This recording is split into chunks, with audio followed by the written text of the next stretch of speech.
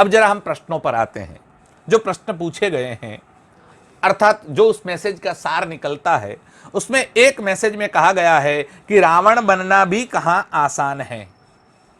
अब अगर भैया रावण बनना भी कहां आसान है ऐसा आप कहेंगे और इस बात को फैलाएंगे, तो ये सोच लीजिए कि आसान की बात छोड़ दीजिए, आपको बनना क्यों है रावण। रावण की बात छोड़ दो, दाऊद बनना आसान है क्या? लादेन बनना आसान है क्या? मुसोलिनी बनना आसान है क्या? हिटलर बनना आसान है क्या? अरे कोई बनना आसान नहीं है इसका मतलब वो आपका टारगेट हो जाए या आदर्श हो जाए, ऐसा नहीं हो सकता। रावण बनना आसान है मतलब क्या? अगर रावण बनना आसान है अर्थात रावण बनना आसान नहीं है तो वो बहुत दुष्कर है, मुश्किल है, वो आप बन नहीं सकते। अर्थात आप रावण को आदर्श बनाना चाहते हैं।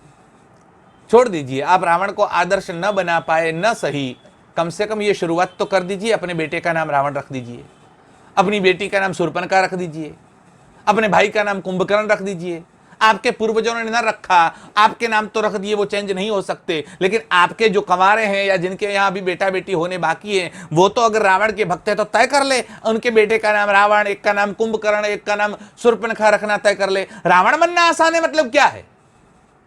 ये कौन सी बात कर रहे हैं आप रावण बनना आसान है कहते हैं, तब सोचिए कि रावण क्या था।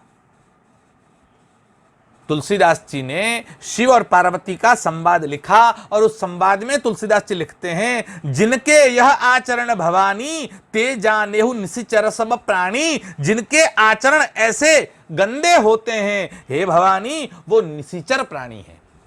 वो रावण के लिए कह रहे हैं कि ये निशिचर प्राणी है।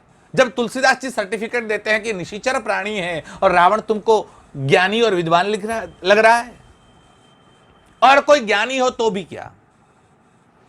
कई लोगों ने यह भी मैसेज प्रसारित किया कि रावण बहुत बड़ा ज्ञानी था। हां, हो सकता है, इसमें कोई दिक्कत नहीं है। ज्ञानी होना अच्छी बात भी है, उसमें भी कोई दिक्कत नहीं है। लेकिन केवल ज्ञानी होना यह हमारे यहां पूजा का पात्र नहीं माना गया, उसको आदर्श नहीं माना गया।